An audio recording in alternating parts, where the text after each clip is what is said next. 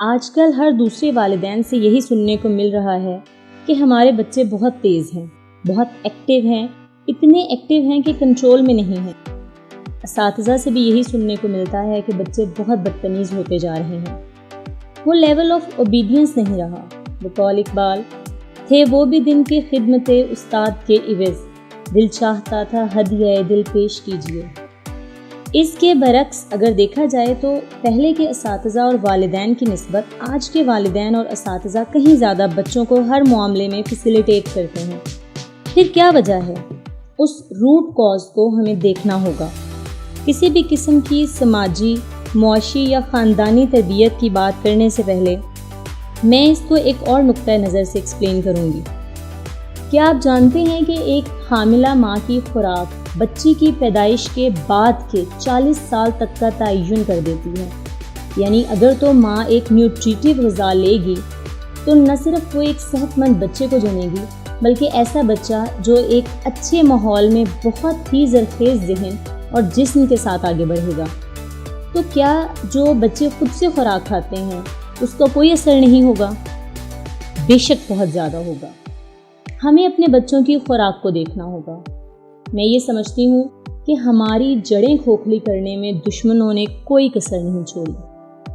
ذائقے کے نام پر ایسے اجزاء ہماری خوراک کا حصہ بن چکے ہیں کہ ہماری سلو پوائزننگ ہو رہی ہے۔ پہلے تو ہمیں پروسیسڈ فوڈ یعنی چھنا ہوا آٹا، برگر، پیزا کی لت لگائی۔ پھر جب بیماریوں کا شکار ہوئے تو وہی ویسٹ مٹیریل یعنی آٹے کی بھوسی ڈائٹری فائبر کے نام پر دگنے اور تگنے ریٹس پر ہمیں کو بیچا۔ کیا ہمیں اس حوالے سے آگاہی کی ضرورت نہیں ہے؟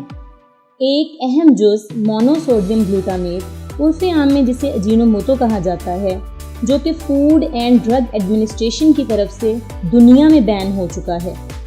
یہ ایک اسٹیبلشڈ نیورو ایکٹیو ہے۔ وہ ہمارے گھروں میں ٹیبل سالٹ کی طرح یوز ہو رہا ہے۔ ہر دوسرے گھر میں اسنیک انڈسٹریز کھلی ہوئی ہیں، جہاں پہ نہ صرف سب اسٹینڈرڈ گھی استعمال ہوتا ہے بلکہ کافی زیادہ مقدار میں مونو سوڈیم گلوٹامیٹ بھی شامل کرتے ہیں۔ لہٰذا ہمیں اپنے بچوں کو گھر کا کھانا زیادہ سے زیادہ دینا چاہیے۔ ڈائن آؤٹ کا جو فیشن عصر حاضر میں اسٹیٹس سمبل بن چکا ہے، ہمیں ان روایات کو ختم کرنا ہے۔ جب بھی اپنے بچوں کو اسنیکس لے کر دیں تو لیبل پر ای نمبر ضرور پڑھیں۔ مونو سوڈیم گلوٹامیٹ E621 کے نام پر چپس اور دوسرے اسنیک فوڈز میں شامل کیا جاتا ہے۔ یہ بچوں میں ہائپر ایکٹیویٹی کی بہت بڑی وجہ ہے۔ کولڈ ڈرنکس، خاص طور پر کاربونیٹڈ جیسا کہ کوک، پیپسی، 7 اپ، اپنے بچوں کو پلانے کا مطلب ایسا ہی ہے جیسے آپ سلو پوائزننگ کر رہے ہیں۔ اس لیے بلا وجہ بچوں کی ہر بات ماننے کی بجائے ان کو سمجھائیے، صحیح اور غلط کی پہچان دیجیے، کھلائیں سونے کا نوالا اور دیکھیں شیر کی آنکھ سے۔ یہ وقت کی ضرورت ہے کیونکہ یہی بچے ہمارا مستقبل ہیں۔